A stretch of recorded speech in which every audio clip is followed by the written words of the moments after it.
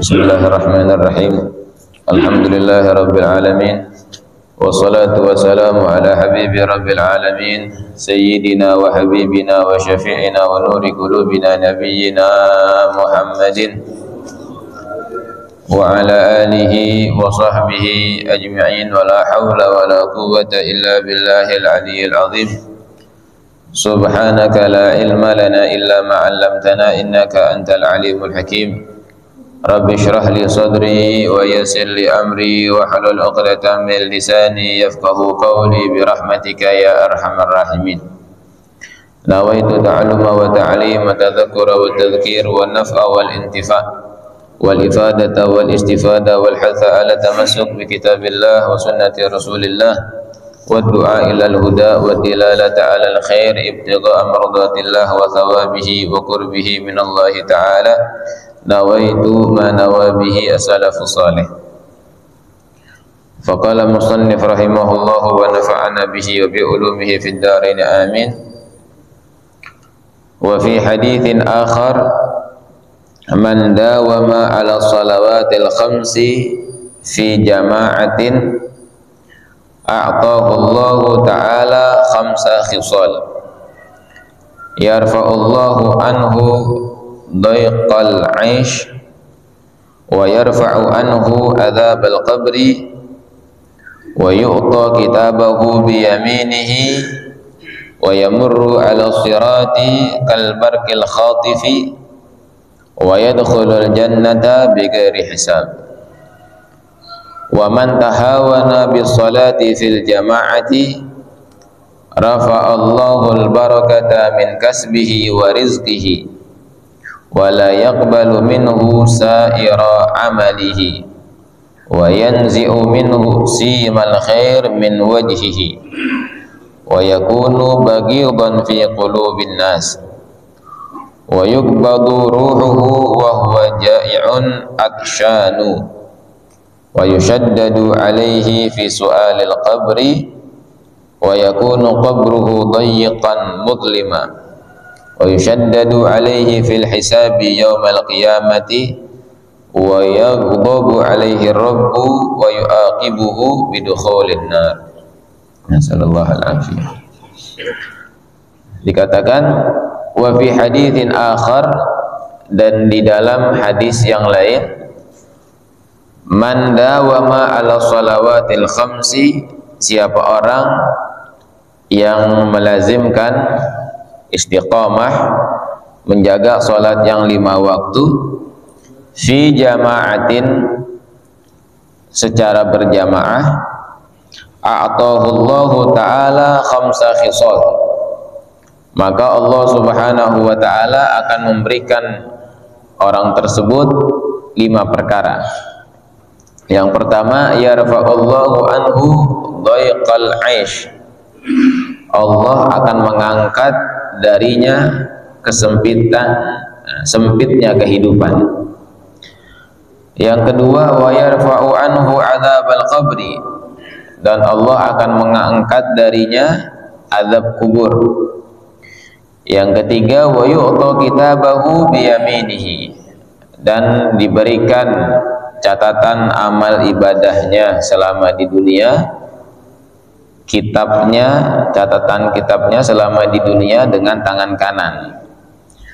Kemudian yang keempat, wa yamurru 'ala sirati kal barqil khatif, dan dia akan melewati jembatan shiratal mustaqim seperti kilat yang menyambar. Wa yadkhulul jannah bighairi hisab, dan dia akan masuk surga tanpa hisab. Kita ini masih berada dalam pembahasan masih berkaitan tentang sholat, ya. Kemarin kita udah bahas begitu mengerikannya atau luar biasanya orang yang meninggalkan sholat, ya. Nah, sekarang ada hadis yang menjelaskan tentang keutamaan yang Allah berikan kepada seseorang yang dia selalu menjaga sholat yang 5 waktu Di sini dikatakan siapa orang yang istiqamah, mudawamah, dia menjaga sholat 5 waktu fi jama'atin, di dalam, artinya sholatnya dia secara berjamaah. Ya, alhamdulillah pagi hari ini kita ditakdirkan oleh Allah Subhanahu wa taala untuk bisa sholat subuh secara berjamaah. Ya, mudah-mudahan kita termasuk orang-orang yang istiqomah dalam mengerjakan sholat. Di hadis yang lain dikatakan ketika kita sholat itu sholat doain kita. Ya, katakan hafizakallahu kama hafidtani. Mudah-mudahan Allah menjaga engkau sebagaimana engkau menjagaku. Ya, kalau kita jaga sholat, maka insya Allah Allah juga akan jaga kita. Ya. Di hadis yang lain juga Nabi Muhammad SAW mengatakan, ihfazillah yahfazka. Jagalah Allah Subhanahu wa taala, maka Allah akan menjagamu. Gimana maksudnya kita menjaga Allah? Jaga kewajiban atau perintah-perintahnya Allah. Nah, di antara perintah-perintahnya Allah adalah sholat. Ya, kita menjaga sholat yang 5 waktu, maka insya Allah kita akan dijaga oleh Allah Subhanahu wa taala. Nah, ini ketika ada orang yang istiqomah, dia mudawamah, selalu menjaga sholat yang 5 waktu di dalam sholat berjamaah, maka dikatakan Allah akan memberikan dia 5 perkara. Ini keuntungan, ya. Berarti keutamaan orang yang menjaga sholat 5 waktu di dalam secara berjamaah. Yang pertama adalah yarfa'ullahu anhu dhaiqal 'aish. Allah akan mengangkat darinya kesempitan hidup. Insya Allah hidupnya dia akan dilapangkan oleh Allah Subhanahu wa taala.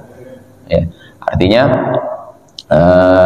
kehidupannya dia tuh, kalau nanti ada yang susah-susah, Allah akan berikan jalan keluarnya. Ya, syaratnya dia harus mudawamah, harus istiqomah untuk menjaga sholat yang 5 waktu. Makanya kita koreksi diri kita dah. Kita koreksi diri kita masing-masing. Mungkin kalau kita ngerasa hidup kita susah, misalkan, ya, kita merasa hidup kita sempit, nah, mungkin kita ketika itu lalai dari sholat. Ya, karena di sini dijanjikan oleh Allah Subhanahu wa taala melalui lisan Nabi Muhammad SAW, orang yang menjaga sholat yang 5 waktu, maka Allah akan angkat kesempitan hidupnya dia. Misalkan ada yang nanya lagi, Anda udah sholat, ya udah istiqomah sholat, tapi hidupannya masih sempit-sempit aja. Periksa dulu sholatnya kayak gimana. Ya, sholatnya dia udah benar belum tata caranya, wudunya udah benar belum, rukun-rukunnya udah benar belum, syarat-syaratnya udah benar belum. Ya, sholatnya di sini bukan sekedar sholat, tentu aja sholat yang ada ilmunya. Ya, sholatnya dia pakai ilmu, dia belajar ilmu tentang sholat, belajar bagaimana caranya wudhu, belajar bagaimana caranya sholat. Nah, kemudian udah selesai dia belajar wajib-wajibnya, ya, yang ngebatalinnya, baru dia nanti belajar tentang gimana caranya sholat yang khusyuk, ya, akhlak dia dalam sholat. Nah, kalau udah benar sholatnya dia, rukun-rukunnya udah selesai, udah semuanya, kemudian dia khusyuk, dia sholatnya benar karena Allah Subhanahu wa taala, maka insya Allah kehidupannya dia akan dilapangkan oleh Allah Subhanahu wa taala. Minimal walaupun kelihatan kehidupannya dia susah, tapi Allah berikan di dalam hatinya itu ketenangan. Ya, jadi walaupun dia banyak masalah seperti apa, cuman Allah kasih ketenangan dalam hatinya.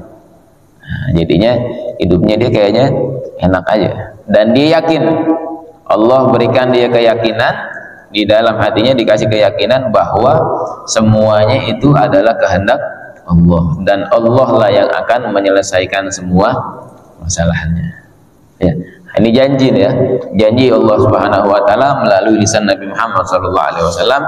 Siapa orang yang dia mudawamah terus-menerus istiqomah, dia melaksanakan sholat yang 5 waktu, maka insya Allah akan diangkat kesempitan hidupnya. Ya, kalau sekarang nih mungkin permasalahan kita banyak permasalahan, udah solusinya pertama wasta'inu bisobri wassalah. Ya, mintalah pertolongan kepada Allah Subhanahu wa taala yang pertama dengan sabar, kemudian juga dengan sholat. Gak cukup sabar doang, ini sabar dah tapi kagak sholat, bisa ya, karena amal yang pertama nanti akan dihisab itu adalah sholat. Sabar habis itu sholat, sabar sholat, sabar sholat, baru insya Allah Allah Subhanahu wa taala akan membukakan segala permasalahannya dia. Ya, Allah akan menyelesaikan semua permasalahannya. Nah, itu yang pertama, Allah akan mengangkat dari dia kesempitan hidupnya. Yang kedua, wa yarfa'u anhu adzabal qabri. Allah akan angkat dari dia siksa kubur. Ya.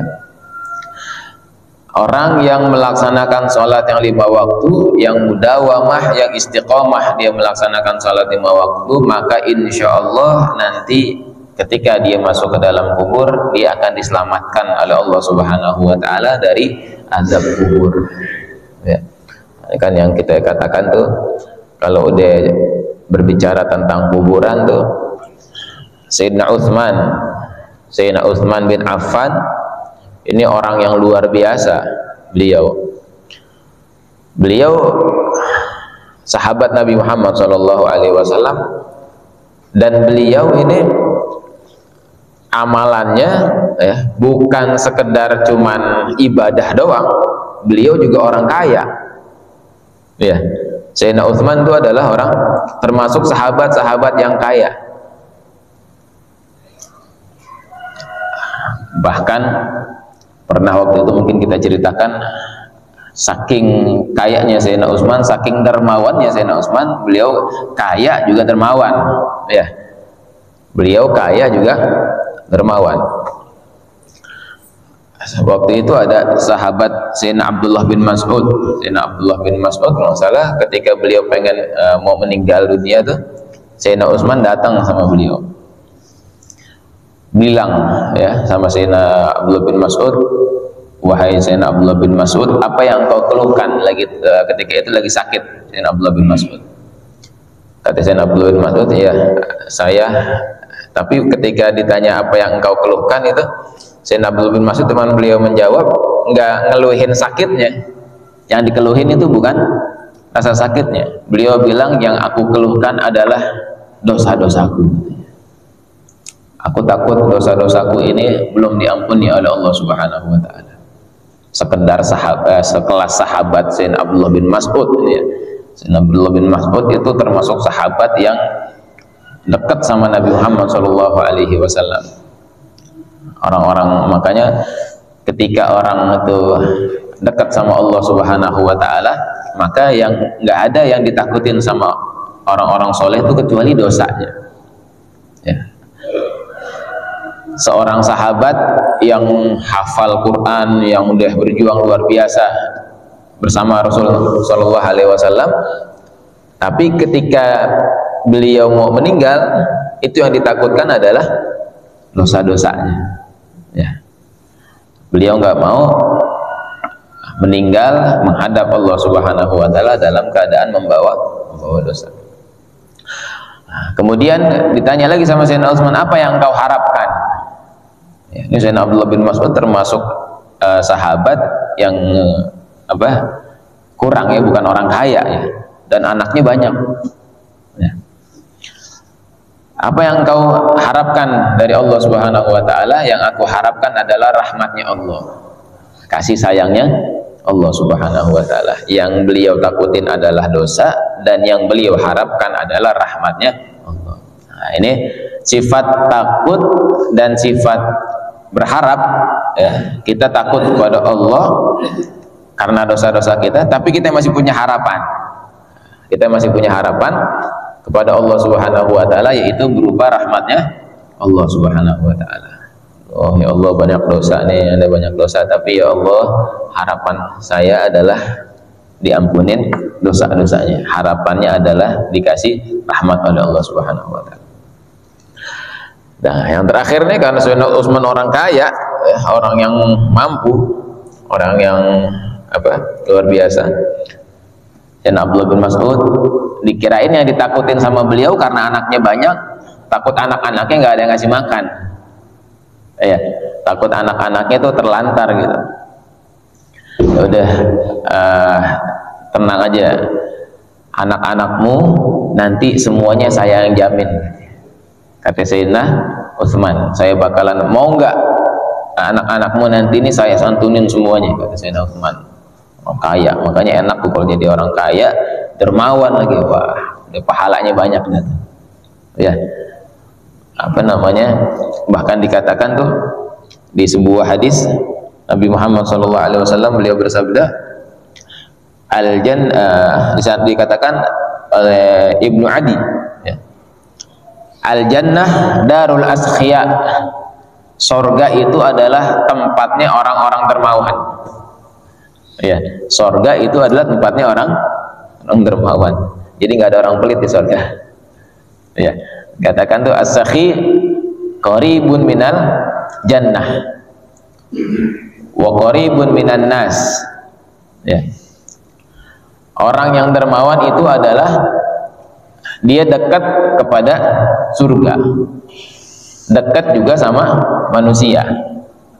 Surganya dekat, sama manusia juga dia dekat. Artinya orang pada suka sama orang yang dermawan.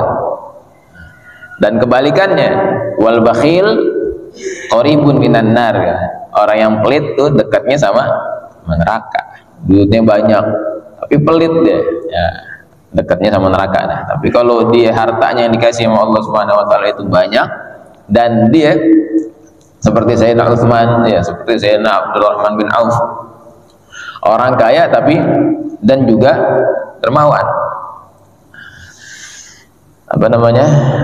maka inilah yang memang diharapkan, ya.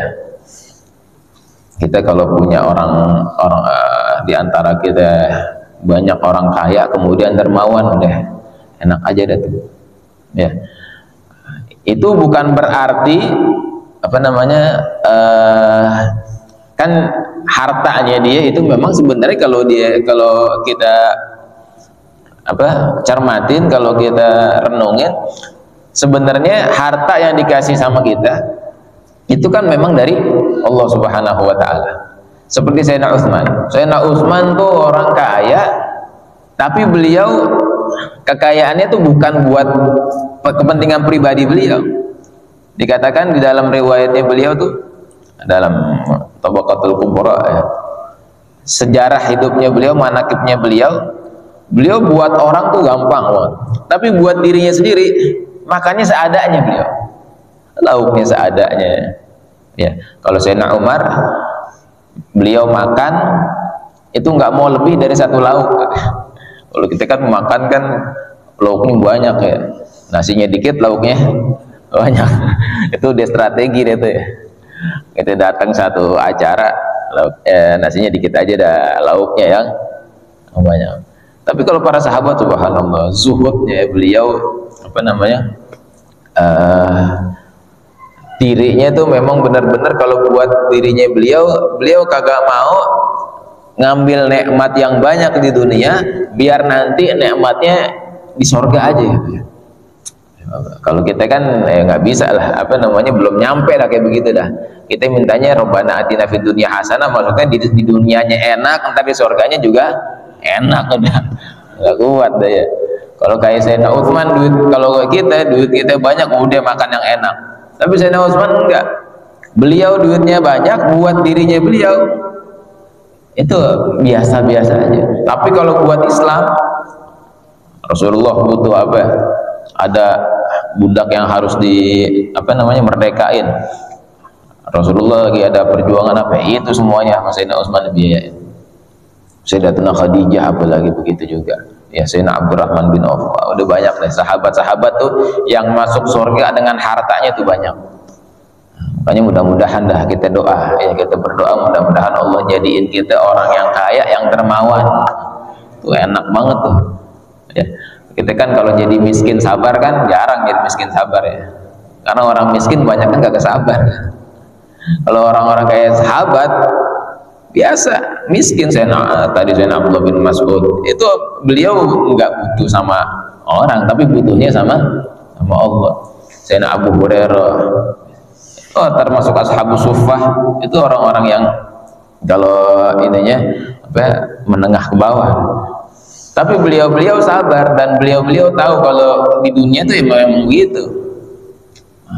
Kebalikannya, orang-orang yang diberikan harta yang banyak ya dari para sahabat Nabi Muhammad SAW, itu kehidupannya beliau Masya Allah. Sayyidina Utsman walaupun hartanya banyak, itu tiap hari beliau sholat, tiap hari beliau puasa. Dikatakan sawamun nahar qawwamul lail, katanya Sayyidina Utsman tiap harinya puasa dan malamnya tiap hari sholat malam. Bahkan ada satu riwayat mengatakan satu rakaatnya Sayyidina Utsman hatam Al-Quran.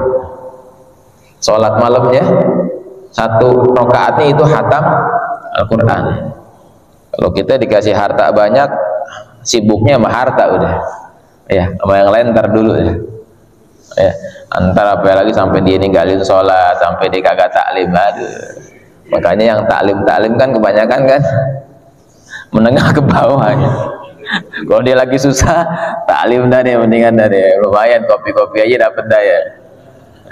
Tapi kalau dia banyak duitnya, ntar dulu majlis taklim ntar gue dimintain lagi, ada sumbangan lagi, ada. Nah itu tuh ya, memang duit tuh begitu tuh ya, harta tuh. Makanya kita minta kita orang kaya tapi dermawan, itu udah paling enak ya. Banyak duit, hadir majlis taklim, ada acara apa nih, antar Isra Mi'raj, mau butuh berapa itu, bakalan tadi. Bahkan dikatakan mana qasamalun min sadaqah ya, tidak akan berkurang harta seseorang karena sedekah. Nggak ada ceritanya orang yang sedekah tuh orang yang dermawan hartanya berkurang, nggak ada. Walaupun misalkan secara zahirnya hartanya bentar miskin gara-gara sedekah, nggak ada ceritanya ya.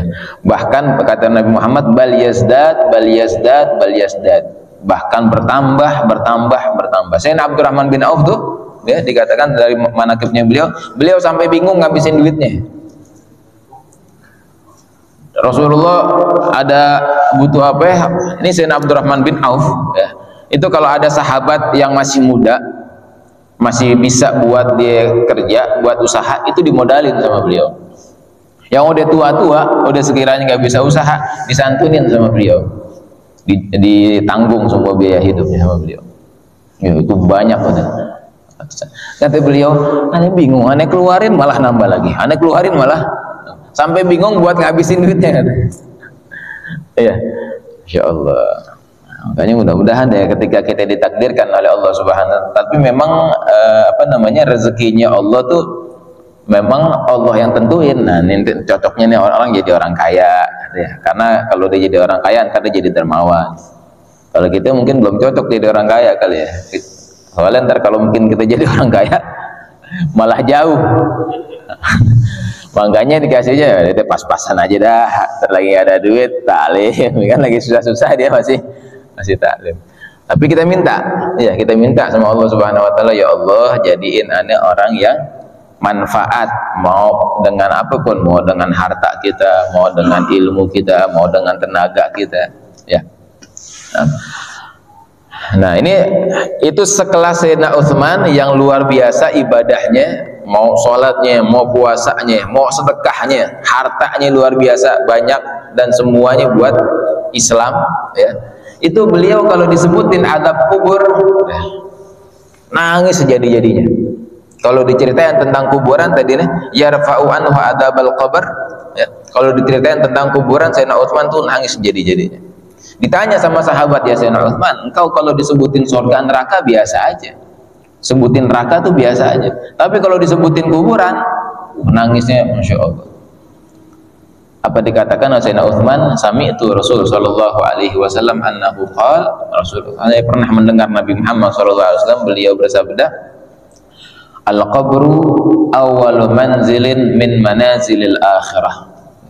Kubur itu adalah salah satu tempat dari tempat-tempat menuju akhirat. Faman naja minhu fama ba'dahu aisaru minhu. Siapa orang yang selamat dari azab kubur, dari kuburan, maka setelahnya gampang. Ya. Wa man lam yanju minhu fama ba'dahu asyaddu minhu.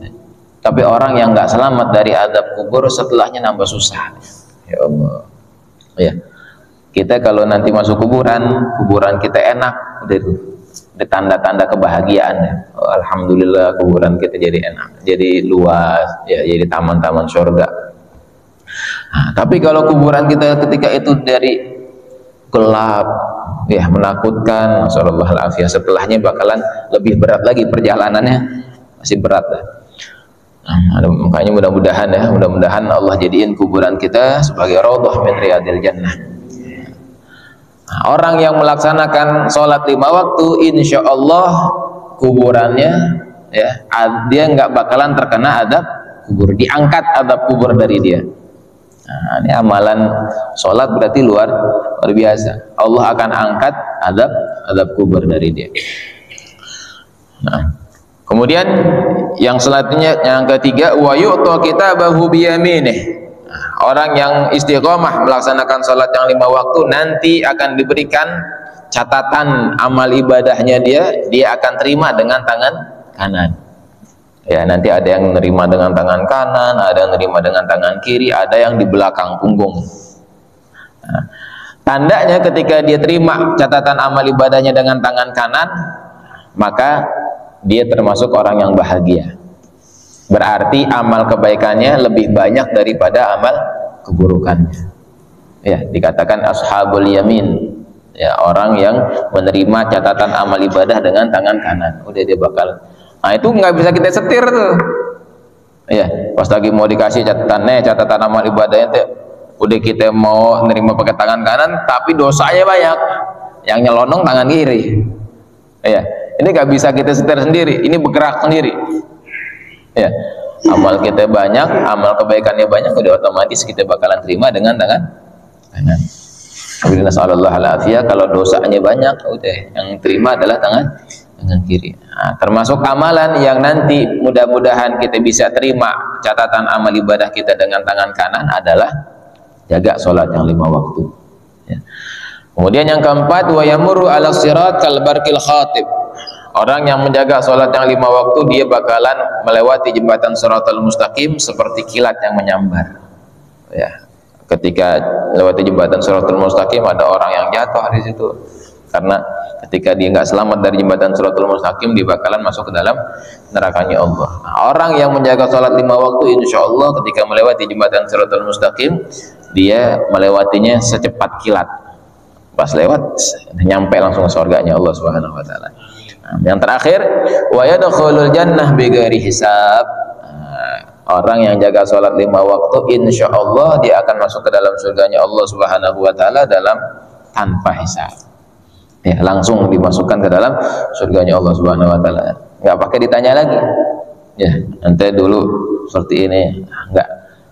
Ketika dia melaksanakan sholat 5 waktu, dia jaga sholat 5 waktu, maka insya Allah nanti dia masuk surga dalam tanpa hisab. Nah, ini 5 keutamaan orang yang menjaga sholat 5 waktu. Ya. Yang pertama kita ulangin, Allah akan angkat dari dia kesusahan hidupnya, ya, kesempitan hidupnya. Yang kedua, Allah akan angkat dari dia azab kubur. Yang ketiga, diberikan catatan amal ibadahnya dengan tangan kanan. dia yang keempat melewati jembatan Shiratal Mustaqim, ya, seperti kilat yang menyambar, dan insya Allah akan masuk ke dalam surga tanpa hisab. Nah, mungkin ini aja yang kita baca, satu faedah. Ya.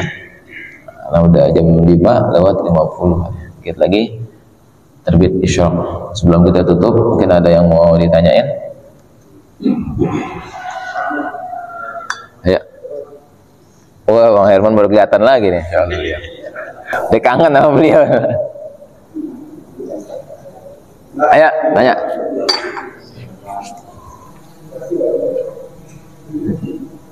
Dalam kategori jamaah itu tepat waktu atau lambat barangkali kan bisa manggil orang itu jamaah. Manggil orang.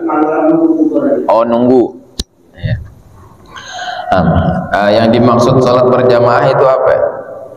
Yang dimaksud sholat berjamaah, ya kalau bahas masalah waktunya, yang paling afdal awal waktu. Ya. Yang paling afdal sholat itu adalah di awal waktu dan berjamaah di masjid. Bahkan dikatakan enggak lepas takbiratul ihram sama imam. Maksudnya ketika mau sholat sholat mau dilaksanakan, kita udah ada di masjid, dan ketika imam Allahu Akbar, kita juga langsung Allahu Akbar. Nah, itu waktu yang paling afdal. Tapi kalau misalkan kita ketinggalan jamaah di masjid, udah lewat tuh waktu afdal, tapi kita masih boleh dapat berjamaah, nggak boleh. Selama kita ada imam sama makmum, kita termasuk dihitung sholat berjamaah. Walaupun satu orang, yang namanya jamaah itu ada imam, ada makmum, walaupun satu. Ya, nggak harus ribuan, enggak. Ya, walaupun juga tadi kita nggak di awal waktu, cuman kita nggak dapat afdalnya aja, nggak dapat afdal di awal waktu, tapi dapat keutamaan berjamaahnya tetap dapat.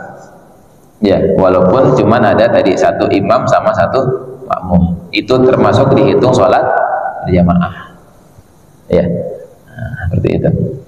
Ada lagi? Jadi tetap dapat sholat berjamaah, ya, dapat pahalanya sholat berjamaah. Ayo. Berkaitan dengan alam kubur. Iya. Manusia mengikuti prosesi kemudian alam selanjutnya. Yang saya ingin tanyakan, apa saya minta penjelasan alam kubur dengan alam barzakh. Karena apa itu sama atau apa? Alam kubur bagian dari alam barzakh. Karena orang biasa menyebut siksa kubur, menyebut siksa barzakh. Iya. Alam kubur sama alam barzakh sama, ya, sebutan lain aja. Kubur sama barzakh itu sama, ya. Ada siksa kubur, ada siksa barzakh. Namanya alam kubur, yaitu alam barzakh. Ya. Ketika kita ada di kubur, bahasa kita, kalau alam kayak alam rahim, alam dunia, alam barzakh. Nah, alamnya namanya alam barzakh. Kuburannya itu adalah tempatnya. Ya, alamnya alam barzakh, alam akhirat. Nah, itu alamnya dia. Tapi kalau tempat yang kelihatannya itu adalah kubur. Alamnya dia, berarti dia kalau udah masuk kubur, nah dia udah masuk ke alam barzakh. Sama. Ya, kalau kita nyebutnya udah ada di kuburan nih dia, berarti dia udah ada di alam barzakh. Tempatnya kuburan, masuknya alamnya alam barzakh. Ya udah beda alam sama kita. Kan dia masih di dunia, kuburan kan masih di dunia, cuman alamnya beda. Rahim, ya kan, seorang ibu kalau dia lagi ngandung, dia masih ada di dunia, cuman anaknya ini belum ada di alam dunia, tapi ada di alam rahim. Ya, kuburan tempatnya, alamnya adalah alam barzakh. Ada juga ntar alam ruh, banyak kata. Jadi alam sebutannya alam barzakh. Nah, itu. Ada lagi? Ayo, Pak. Kategori bakhir. Ya. Tadi ada dermawan, ada bakhil ya. Kalau bakhil secara harta ya, secara apa namanya, dia misalkan punya harta banyak, bakhil tuh jadi dia nggak mau ngeluarin yang punyanya dia padahal berlebih ya. Ada lagi di atasnya bakhil, syuh, bakhil banget sampai kalau dibilang tuh dosanya aja nggak mau dikasih sama orang. Iya. Iya. Kalau bakhil gini nih, misal ya, kita punya apa, punya harta, punya uang nih, punya duit, udah cukup nih buat kebutuhan kita, buat kebutuhan keluarga. Terus ada orang lagi butuh, misalnya ada orang lagi butuh, minta sama dia, itu nggak dikasih ya, itu pelit dia tuh, bakhil dia ya. Itu kalau bakhil menurut harta tuh ya. Pokoknya yang berlebih dari kita ketika dibutuhkan sama orang lain ya, tadi ya, yang penting kita kebutuhan kita udah cukup semua. Beda halnya kalau kita butuh ya, ketika ada orang yang butuh sama kita tapi kita masih butuh ya, memang kita harus duluin kebutuhan kita dulu, kebutuhan kita, keluarga kita ya, udah selesai itu semua, baru sisanya itu kita berikan kepada orang lain ya. Nah, berarti kategorinya bakhil ya, ketika kita punya berlebih, kita ketika ada orang butuh kita kagak ngasih, takutnya kita termasuk orang yang bakhil ya. Nah, orang bakhil ini ntar nggak jauh dari, nggak ada mau teman sama orang, setiap diminta nggak ada, nggak taunya duitnya banyak misalkan. Nah, ini orang nggak ada yang mau nemenin dan ntar ini. Nah, gitu Pak. Tapi ada lagi bakhil menurut Rasulullah.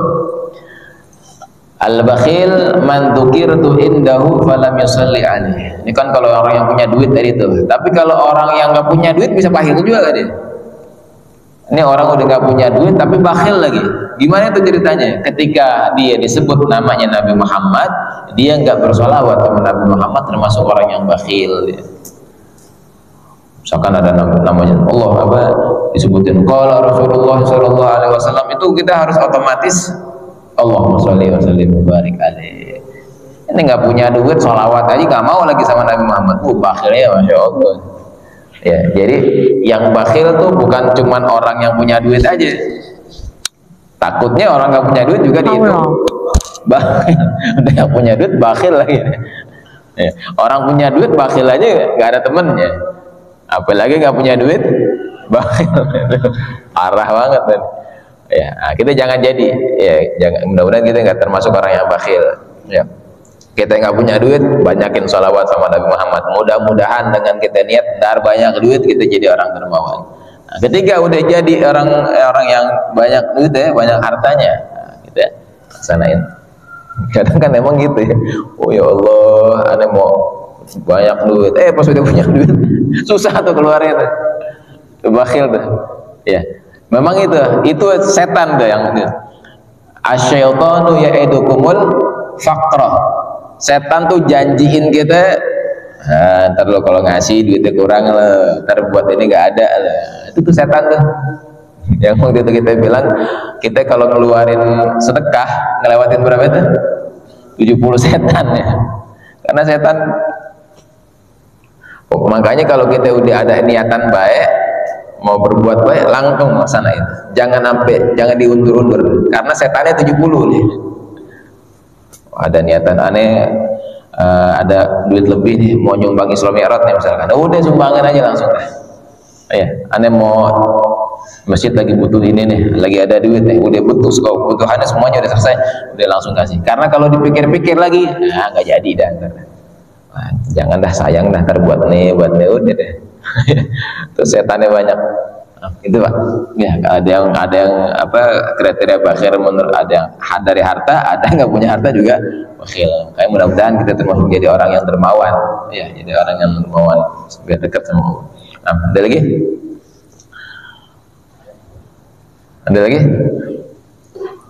Udah, cukup kali. Udah jam 6 dah.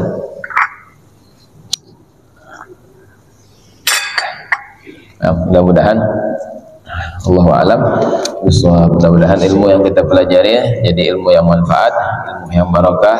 Ya, kita baca Al-Fatihah dengan niat mudah-mudahan Allah Subhanahu wa taala jadiin semua ilmu-ilmu kita jadi ilmu yang manfaat, ilmu yang barakah, yang bisa mendekatkan kita kepada Allah, mendekatkan kita kepada Nabi Muhammad SAW.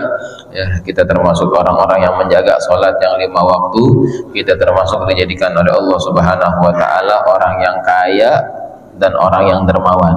Kaya dan dermawan. Kita manfaat dengan ilmu, manfaat dengan harta, manfaat dengan tenaga. Semua ilmu kita, semua kehidupan kita dijadikan manfaat oleh Allah Subhanahu wa taala untuk umatnya Nabi Muhammad SAW, dan sehingga kelak kita bisa berkumpul lagi bersama Nabi Muhammad SAW di dalam surganya Allah Subhanahu wa taala.